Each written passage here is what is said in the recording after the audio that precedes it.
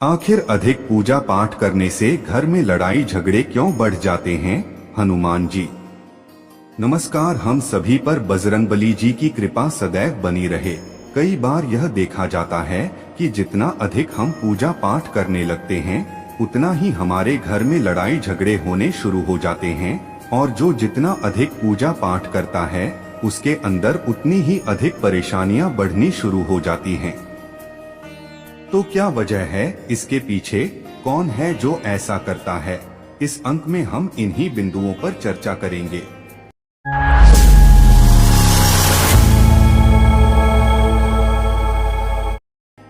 तो इस संसार में देखिए, दो तरीके की शक्तियां होती हैं, एक पॉजिटिव शक्ति और दूसरी नेगेटिव शक्ति, सकारात्मक शक्ति और नकारात्मक शक्ति। तो जब हम पूजा पाठ करते हैं, शुरू करते हैं, तो हम सकारात्मक शक्तियों को अपने घर में स्थापित करने की कोशिश कर रहे होते हैं, उनका आशीर्वाद पाना चाहते हैं।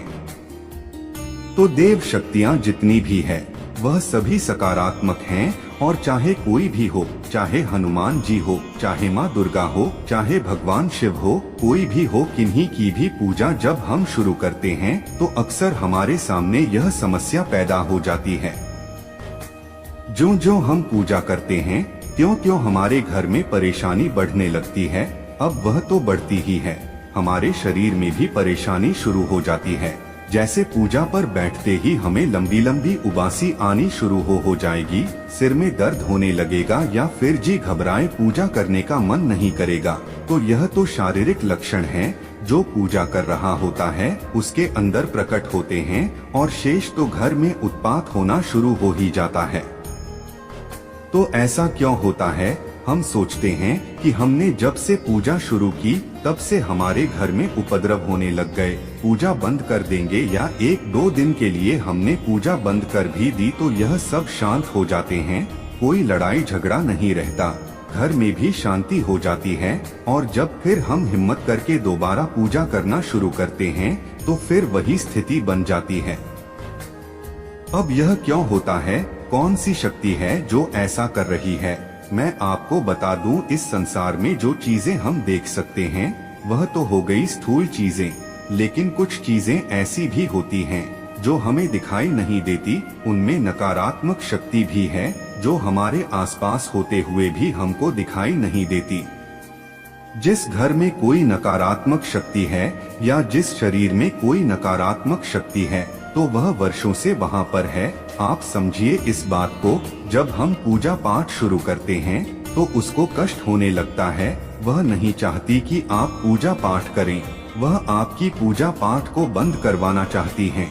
तो पहले तो आपके शरीर में वह समस्या पैदा करेंगी जो मैंने अभी आपको बताए। अगर अभी भी उसके बाद भी आप दृढ़ हैं तो आपके घर में इतने उपद्रव शुरू कर देंगी पूजा पर बैठते ही कि किसी न किसी बात को लेकर आपके घर के सदस्यों के बीच में आपस में ही झगड़ा शुरू हो जाएगा।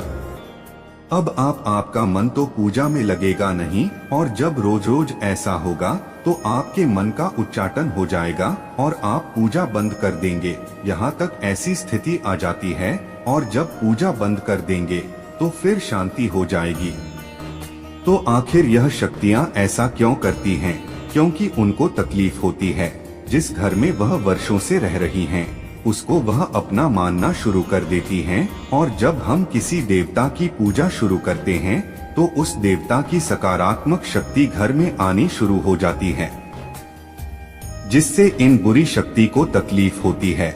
इसलिए वह पूजा पाठ बंद करवाना चाहती हैं, क्योंकि वह हमारे घर से निकलना नहीं चाहती, जबकि उनको निकलना पड़ता है, क्योंकि आप पूजा लगातार करते रहेंगे तो उनको निकलना ही पड़ेगा। और जिस घर में वह इतने वर्षों से रह रही हैं, तो फिर कौन निकलना चाहता है? कोई नहीं चाहेगा। इसलिए यह सब हमारे साथ होना शुरू हो जाता है। तो एक तो कारण यह है। दूसरा कारण यह है कि अगर किसी ने, मान लीजिए किसी तांत्रिक ने प्रयोग हमारे ऊपर किया है, किसी नकारात्मक शक्ति को हमारे घर में भेज दिया है, तो वह भी ऐसा करती हैं। लेकिन वह करती हैं मजबूरी में, क्योंकि उनको ऐसा करने के लिए उस तांत्रिक ने कहा है, इसलिए वह ऐसा करती हैं। तीसरी प्रकार की नकारात्मकता वह होती है कि जब आपके पूजा का स्तर ऊंचा होने लगता है तो यह नकारात्मक शक्ति चाहती है कि हम ऐसे घरों में जाएं, वहां जाकर परेशानी पैदा करें, जिससे उन लोगों का ध्यान हमारी ओर आए और यह लोग हमें ले जाकर कहीं ऐसी जगह पहुंचा दे जहां से हमें मुक्ति मिल जाए। क्योंकि देखिए है तो वह भटकती हुई आत्माएं ही वह स्वयं ही दुखी हैं, इसलिए वह अपना उद्धार चाहती हैं। इसलिए प्रायः देखा जाता है कि जिन घरों में बहुत अधिक पूजा पाठ होती है उन घरों में नकारात्मक शक्ति भी बहुत अधिक होती है, क्योंकि वह इसी उद्देश्य से आपके घर में आती हैं कि हमारा उद्धार हो जाएगा और यह व्यक्ति जो पूजा पाठ कर रहा है इसके सहारे से हमारा उद्धार हो सकता है, तो वह अपने उद्धार के लिए आती हैं।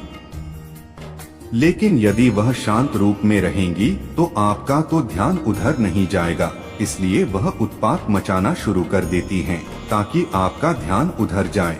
आप इधर उधर भाग दौड़ करें, अपने इष्ट देव से प्रार्थना करें जिसकी वजह से उनको भी लाभ मिले। और जब आप मंत्र जाप करते हैं, जब आप नाम जाप करते हैं तो सकारात्मक ऊर्जा पैदा होती है। उस ऊर्जा का कुछ अंश यह नकारात्मक शक्तियां ग्रहण करती हैं और जब वह ग्रहण कर लेती हैं तो उससे उनको भी शक्ति मिलती है, उन्हें सुखद अनुभव होता है, इसलिए भी वह नहीं जाना चाहती।